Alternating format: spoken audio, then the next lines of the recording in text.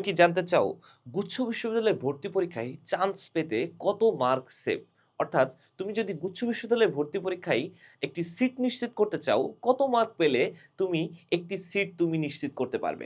এটাই তোমার এখন মনে, মনে ১ম ভাবনা হতে পারে যারা বিশ্ববিদ্যালয়ে ভর্তি পরীক্ষা অর্থাৎ গুচ্ছ বিশ্ববিদ্যালয়ে ভর্তি পরীক্ষা দিতে যাচ্ছ তাদের জন্য অন্যতম একটা প্রশ্ন এখন মনে ঘুরপাক খাচ্ছে। তাদের ক্ষেত্রে এই ভিডিওটি। আচ্ছা, অনেকের মাথায় যেহেতু তারা দীর্ঘদিন প্রত্যেকটা ইউনিভার্সিটির পরীক্ষা দেওয়ার পরে ব্যর্থতার সম্মুখীন হয়েছো, তাদের জন্য এখন লাস্ট অপশন হতে যাচ্ছে যে গুচ্ছ বিশ্ববিদ্যালয়ে ভর্তি পরীক্ষা। তাদের ক্ষেত্রে এই ভিডিওটি খুবই গুরুত্বপূর্ণ।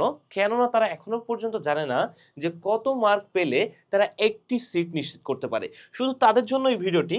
দেখো, আমরা একটু বিগত বছরের প্রশ্ন যদি এনালাইসিস করতে পারি তাহলে দেখো যে ২০-২১ সাল থেকে সাধারণত গুচ্ছ বিশ্ববিদ্যালয়ে ভর্তি পরীক্ষা শুরু হয়েছিল। ২৪-২৫ সাল পর্যন্ত অলরেডি পরীক্ষা হয়ে গেছে, অর্থাৎ তোমরা ২৫-২৬ পরীক্ষা দিবে। বোর্ডে দেখতে পাচ্ছ আমি বেশ কিছু নাম্বার লিখে রাখছি।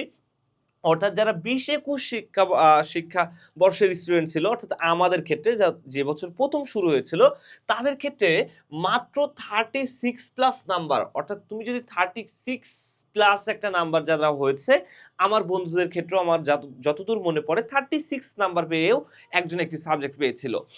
২১-২২ সালে এসে সেটা ৪৫ প্লাস এসছিল। অর্থাৎ 45 প্লাস মার্ক পেলে সে একটি সিট গুচ্ছ বিশ্ববিদ্যালয়ে ভর্তি পরীক্ষার ক্ষেত্রে একটা সিট অর্থাৎ একটা পাবলিক বিশ্ববিদ্যালয়ের সিট নিশ্চিত করতে পেরেছিল। ২২-২৩ এ সেই নাম্বারটা একটু বেশি হয়েছে 48 প্লাস। ২৩-২৪ এসে 38 প্লাস, ২৪-২৫ এসে 45 প্লাস। অর্থাৎ ঘুরে ফিরে দেখা যায় সবথেকে বেশি কঠিন হয়েছিল ২০-২১ এ, কারণ ওই বছর সাস্ট এবং জগন্নাথ ইউনিভার্সিটির এরা সাধারণত প্রশ্নটা করেছিল, খুবই একটু টাফ প্রশ্ন ছিল, একটু ম্যাথমেটিক্যাল টার্ম বেশি ছিল, একটু অ্যানালাইসিস ধরনের প্রশ্ন ছিল, ওই জন্য 36 প্লাস নাম্বার পেতে হয়েছে।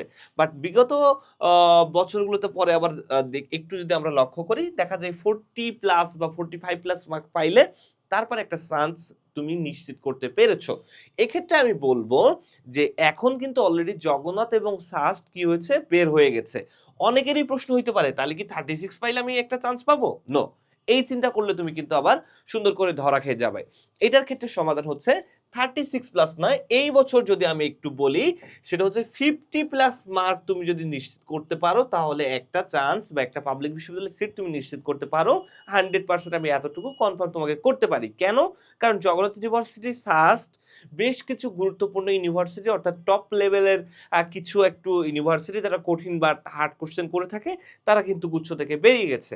এখন তোমাদের জন্য আরো বেশ কিছু ইউনিভার্সিটি আছে এবং বেশ কিছু ইউনিভার্সিটির সাবজেক্ট আছে যেগুলো হচ্ছে টপ নচ আছে। যেমন আমি তোমাকে বলি জাস্টের ক্ষেত্রে আছে, কুষ্টিয়ার ক্ষেত্রে আছে এবং অসংখ্য এমন ইউনিভার্সিটি আছে যে মাওলানা ভাসানী আছে যাদের ক্ষেত্রে কিছু টপ নচ সাবজেক্ট আছে।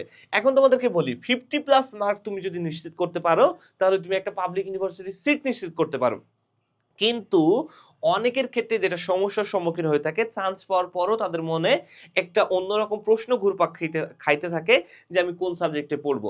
এক্ষেত্রে বলবো 50 প্লাস মার্ক পেলে তুমি একটা চান্স নিশ্চিত, তোমার হচ্ছে চান্স নিশ্চিত হবে।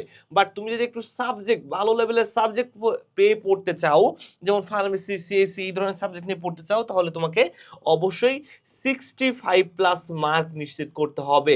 তাহলে তুমি একটি পাবলিক ইউনিভার্সিটির টপ নচ পাবলিক ইউনিভার্সিটির ক্ষেত্রে টপ নচ সাবজেক্ট নিয়ে পড়তে পারো। যেমন ফার্মেসি, সিএসসি উদাহরণ দিতে পারি জাস্টের ক্ষেত্রে, যেমন জাস্টের ফার্মেসি, ট্রিপলি, সিএসসি সবগুলো সাবজেক্টের টপ নচ সাবজেক্ট। এখানে প্রচুর এখানে অ্যানালাইসিস আকারে পড়ানো হয় এবং এখানে গবেষণাধর্মী রিসার্চের সুযোগ আছে। আচ্ছা, তাহলে আমি তোমাদেরকে বলতে পারি 50 প্লাস হইলে একটা চান্স নিশ্চিত, আর যদি 65 প্লাস হয় তাহলে তোমার হচ্ছে ভালো সাবজেক্ট নিশ্চিত। আশা করি তুমি বুঝতে পেরেছো। তাহলে এই ভিডিওতে আমি তোমাদেরকে বলতে পারলাম যে একটি ভিডিওতে তুমি খুব তোমার মনে খুব ধরনের প্রশ্ন আছে যে কি কত মার্ক তোমাকে পাইলে তুমি সেফ হবা বা তুমি একটা চান্স পাইতে পারো। আমি তোমাকে বললাম 50 প্লাস মার্ক যদি তুমি এই বছর 25-26 এসে পেতে পারো তাহলে তোমার জন্য একটা পাবলিক ইউনিভার্সিটির সিট নিশ্চিত। এখন তোমাদের লাস্ট টাইমে যদি দুইটা কথা বলতে হয়, সেটা অনেকের মনেই এখন প্রশ্ন, সেটা হচ্ছে ভাইয়া আমরা তো পিছিয়ে পড়েছি, এখন আমাদের কি করা উচিত? তা সেক্ষেত্রে আমি তোমাদেরকে বলবো মনে রেখো, সময় কখনো কাউকে পিছিয়ে রাখে না। সময় শুধুমাত্র নির্ভর করে, সময় শুধু ডিপেন্ড করে যে কে হাল ছাড়ে আর কে লড়ে যায়।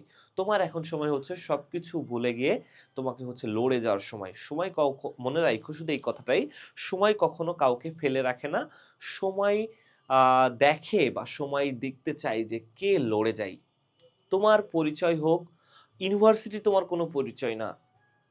তোমার পরিচয় তোমাকে তৈরি করবে তোমার পরিশ্রম।